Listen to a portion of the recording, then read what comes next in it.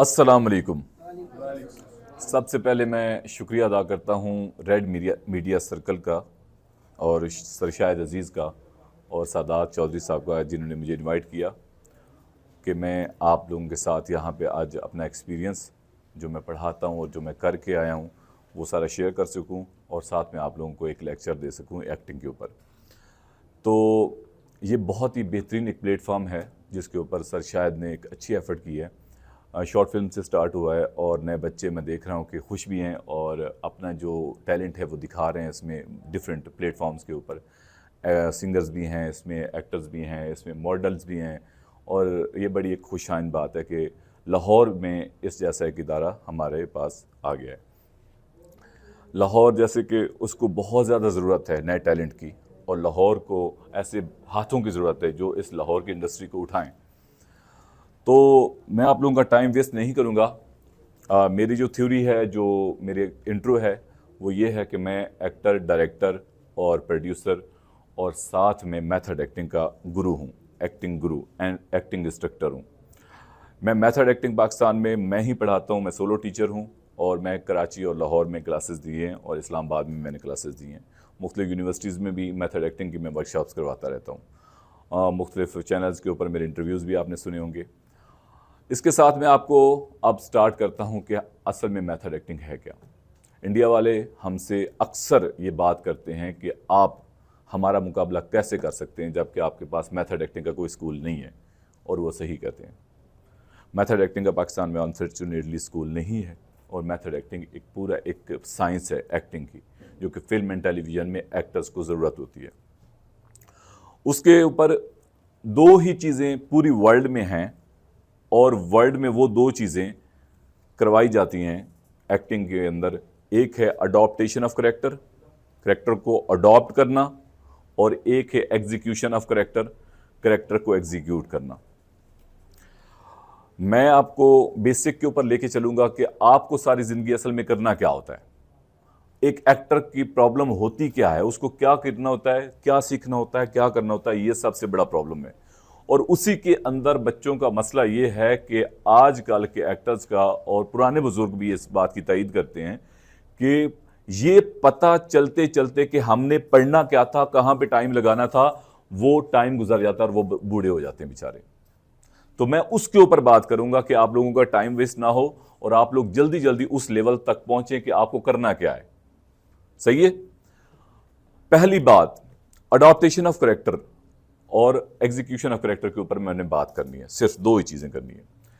सबसे पहली बात यह है कि आप सबको इसके अंदर, बेटा प्लीज इसको साइलेंट कीजिएगा।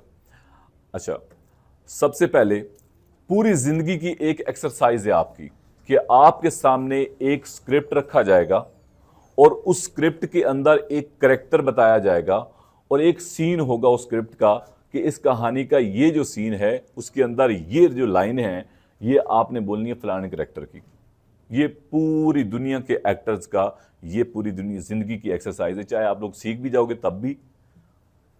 अच्छा, उसके अंदर एक करेक्टर है, उस तक पहुंचना है और आपके बनते हैं सवाल उस करेक्टर देने वाले के बंदे के पास, और उसी के अंदर मैंने बताना है कि करेक्टर तक पहुंचा कैसे जाता है। सबसे बड़ी गेम ही यही है कि आपने करेक्टर तक पहुंचना कैसे है। आप करेंगे 6 सवाल, और वो 6 सवाल जो हैं वो आपकी जिंदगी, वो आपने सीखने होते हैं एक्टिंग गुरु के साथ। 6 सवाल, वो 6 सवाल आपने करने होते हैं करेक्टर देने वाले को, और उसकी तैयारी करनी होती है घर में या गुरु के पास। अगर आपकी किस्मत में अच्छा उस्ताद होगा तो, वैसे नहीं, वो आपकी अलग किस्मत है। पहला सवाल आपने बोलना है, वो करेक्टर जो आपको दिया गया है उसके बारे में सवाल होंगे, और उसकी तैयारी आप लोगों ने घरों में करनी होती है, या अपने गुरु में, एकेडमी में, जैसे इदारा ये है उसमें भी हुई होती। तो पहला सवाल ये होगा उस बंदे के पास, या वो डायरेक्टर होगा या असिस्टेंट डायरेक्टर होगा, एसोसिएट डायरेक्टर होगा, या आपका कोई ऑडिशन लेने वाला होगा, या कोई बड़ा लेजेंड भी हो सकता है। तो आपने उससे, आपका ये हक बनता है कि उससे सवाल करो, उस करेक्टर के बारे में पूछो, और उसका भी ये फर्ज बनता है कि वो आपको बताए क्योंकि उसने आपसे एक्ट करवाना है। तो पहला सवाल है कि उसकी, उस करेक्टर की जो आपने मुझे दिया है, उसकी एज क्या है। पहला सवाल क्या है, एज क्या है। उस एज कि आपको मेंटली तौर पे किस एज में जाना है। एक एक्टर के लिए कभी यह प्रॉब्लम नहीं होना चाहिए कि वो उसको किस एज का करेक्टर मिला है। और एक कहानी में आपको एक ही कहानी में बुढ़ापे का करेक्टर भी करना पड़ सकता है, जवानी का भी और बच्चे का भी। तो आपको सबसे पहले एजेस, अगर आपका अच्छा गुरु है, उस्ताद है, तो वो आपको सबसे पहले एजेस पढ़ाएगा। बचपन पढ़ाएगा, बचपन की मूवमेंट्स, उसकी सोच बचपन में क्या होती है बच्चे की। उसके बाद आपको यंग एज, जब बंदा जवानी के अंदर दाखिल हो रहा होता है, वो पढ़ाएगा। उसके बाद प्रैक्टिकल लाइफ में जब इंटर हो रहा होता है, सोल्जर एज पढ़ाएगा। उसके बाद आपको एडवाइसी एज पढ़ाएगा, 40 के आसपास की एज। एडवाइसी उस वक्त बंदे को तजर्बा ताज़ा होता है, वो एडवाइसेस कर रहा होता है, नसीहतें कर रहा होता है तजर्बे के ऊपर। एडवाइसी एज उसको बोलते हैं। उसके बाद बुढ़ापा पढ़ाएगा 50 के बाद, और उसके बाद वेरी वेरी ओल्ड 60-70 के अंदर। समझ आ गई है। तो आपको जब ये एग्जीक्यूट होने के काबिल हो जाओगे, ये आपके एकेडमी में पढ़ना होता है आपने, या आपने उस गुरु के पास। अच्छा, ये वो कोर्स है जो रणबीर और दीपिका वगैरह पढ़ते हैं, करोड़ों रुपए वो खर्च करके न्यूयॉर्क फिल्म एकेडमी में जाते हैं, जो मैंने आप लोगों को इस वक्त प्लेट में दे रहा हूं। करोड़ों रुपए रणबीर, दीपिका, ये सारे, शाहरुख, आमिर, ये सारे उधर न्यूयॉर्क फिल्म एकेडमी जाते हैं करोड़ों रुपए भर के, और ये वहाँ पे कोर्स पढ़ाया जाता है। ये वो मैं आपको प्लेट में रख के दे रहा हूँ। और उसके अंदर मिक्स किया हुआ है मैंने एक्टर प्रिपेयर्स एकेडमी का कोर्स, जो कि अनुपम खेर की एकेडमी है। उसके अंदर और भी चीज़ें हैं जो कि पाकिस्तान के, वो बहुत सारी चीज़ें उसके मीडिया के अंदर मैंने चीज़ें ऐड करी हैं। तो आगे चलते हैं। पहले क्या है क्वेश्चन, एजेस। और एजेस की ट्रेनिंग कहाँ पे करोगे, उस्ताद के पास। और अगर अच्छा उस्ताद होगा तो पहले सबसे आपको एजेस पढ़ाएगा, उम्र के मुख्तलिफ हिस्से पढ़ाएगा, क्योंकि एक ही कहानी में आपको बूढ़ा भी बनना पड़ सकता है, समझा रही, कोई भी एज भी कर सकते।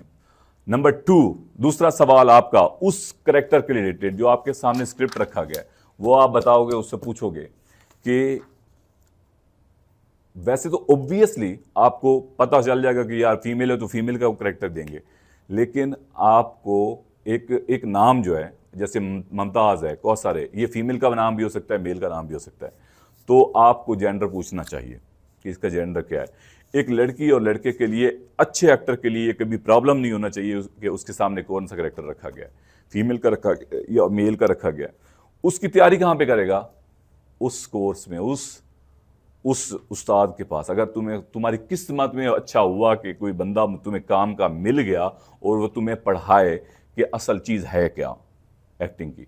नंबर 3 क्वेश्चन, नंबर 2 दूसरे पे था क्या आपको जेंडर। तो एक जो भी लेजेंड बने हैं उन्होंने अपोजिट जेंडर में जाके काम किया। मेरा बहुत अच्छा दोस्त है इमरान अशरफ, उसकी मेरी से स्ट्रगल भी इकट्ठे स्टार्ट हुई थी। तो उसने क्या किया, उसके जो शुरू वाले कैरेक्टर्स हैं उसमें हिजड़े का कैरेक्टर मिला अलिफ अल्लाह इंसान के अंदर। शुरू में कंफ्यूज भी होगा कि यार ये क्या है, लेकिन उसने लिया, उसने प्रूव किया अपने आप को कि मैं एक्टर हूँ।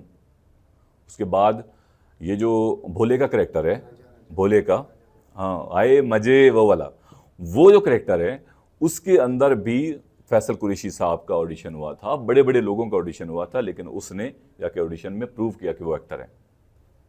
फिर उसने वो जो निभाया और जो छा गया वो उसने सारी उसने उस नोट्स को इस्तेमाल किया जो एक्टिंग के असल होते हैं।